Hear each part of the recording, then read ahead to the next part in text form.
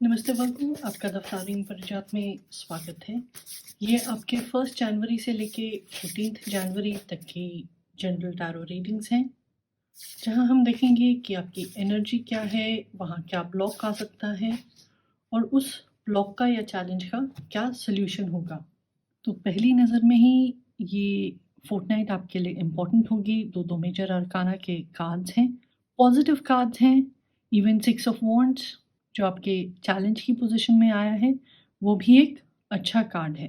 तो शुरू करते हैं द स्टार से, जो कि आपकी इंटेंशन यानी कि आप क्या चाहते हैं वहाँ आया है। ट्रेडिशनल टैरो में ये बहुत ही अच्छा कार्ड है। कहता है कि अब आपकी लाइफ में अच्छा टाइम आने वाला है। कोई प्रॉब्लम थी, कोई दुख था, किसी तरह की मंदी थी, तो अब वो पीछे रह जाएगी।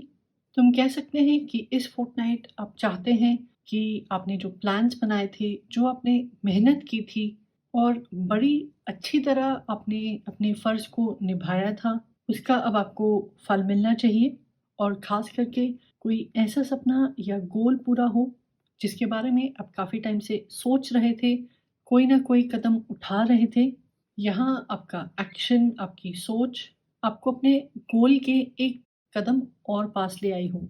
और द स्टार का कार्ड है, यानी कि कहीं न कहीं अपनी जॉब पे, अपने रिलेशंस में या सोसाइटी में आप अपने कॉन्ट्रिब्यूशंस की या मेहनत की आप एप्रिसिएशन चाहते हैं। तो ज़िंदगी में किसी तरह की मीनिंगफुल सफलता, थोड़ा-सा होप बना रहे और अगर हो सके तो आप अपने आस-पास के लोगों के या फिर अपने लव्ड वन्स के काम आ सकें। चाहे वो किसी बुरे समय में उनकी हेल्प करना हो, उन्हें कोई एडवाइस देना हो, खुद की वैल्यू को पहचानने की बात हो या फोकस की बात हो। आपके ब्लॉक यानी कि चैलेंज की पोजीशन में आया है 6 ऑफ वॉन्ड्स। इसका मतलब है कि कहीं पे आप अपने रिवॉर्ड्स को एक्सेप्ट नहीं कर पा रहे हैं। अगर आपको कोई लीडरशिप की अपॉर्चुनिटी दी जा रही है, रोल दिया जा रहा है, तो आप हिचकिचा रहे हैं, सोच रहे हैं शायद मैं डिज़र्विंग नहीं हूँ या ये बहुत ज़्यादा रिस्पॉन्सिबिलिटी है। और रिकग्निशन चाहने के बावजूद भी जब आपको कोई कॉम्प्लीमेंट करता है आपके अंदर के जोश के बारे में, आपकी विज़न के बारे में, तो आप उसको यूँ ही टाल देते हैं। ऐसा भी हो सकता है कि किसी जगह आपके एफ़र्ट्स की वजह से या समझदारी की वजह से आपकी टीम को, आपके दोस्तों को, आपके परिवार वालों को बहुत ही अच्छे रिज़ल्ट्स मिले हों या वो कोई बड़े नुकसान से बच गए हों, मगर वो आपको क्रेडिट नहीं दे रहे हैं। तो वहाँ खड़े होके एडमिट करना, एक्नॉलेज करना कि ये काम तो मैंने किया था या ये मेरी कंट्रीब्यूशन है, ये बात आप पब्लिकली नहीं कह पा रहे हैं। तो यहाँ ज़रूरी है कि आप अपनी वैल्यू को पहचानें।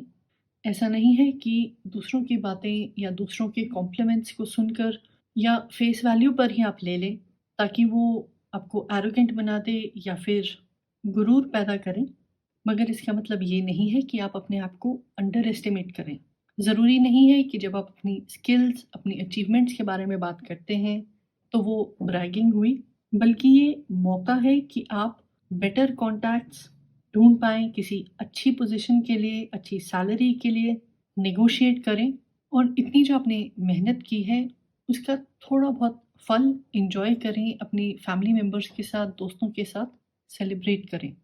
तो अपनी इंटेंशन को फुलफ़िल करने के लिए और ब्लॉक को नेगेट करने के लिए आपकी सॉल्यूशन की पोज़ीशन में कार्ड आया है जजमेंट का। ये जो जजमेंट का कार्ड है, कहता है कि आप अपनी लाइफ़ में एक बहुत ही ऑनेस्ट और बहुत ही स्ट्रिक्ट इवैल्यूएशन करके देखें। अगर आप एफ़र्ट डाल रहे हैं, अगर आप अपनी गोल की तरफ काम कर रहे हैं, तो आप अच्छे रिवॉर्ड्स के, अच्छे लक के डिज़र्विंग हैं।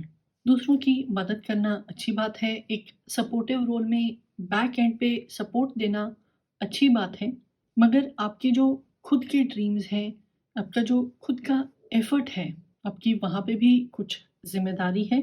और अगर आप लाइमलाइट में आते हैं, अपने हक के लिए खड़े होते हैं या अपनी अचीवमेंट्स को सेलिब्रेट करते हैं और उससे किसी और को बुरा लगता है, तो वो आपकी समस्या नहीं है। ऑफ़ कोर्स स्टार का कार्ड दूसरों की मदद करने की बात करता है, दूसरों से मदद लेने की बात करता है, मगर आपका जो फ़ोकस है वो फ़िलहाल अपने ऊपर और अपनी पोटेंशियल के ऊपर ही होना चाहिए। और आपके पीछे हट जाने से या फिर किसी एक व्यक्ति की निंदा करने से, उसको नीचा दिखाने से कोई और सक्सेसफुल नहीं हो सकता है। उनकी वो जो प्रोसेस है वो गलत रहेगी।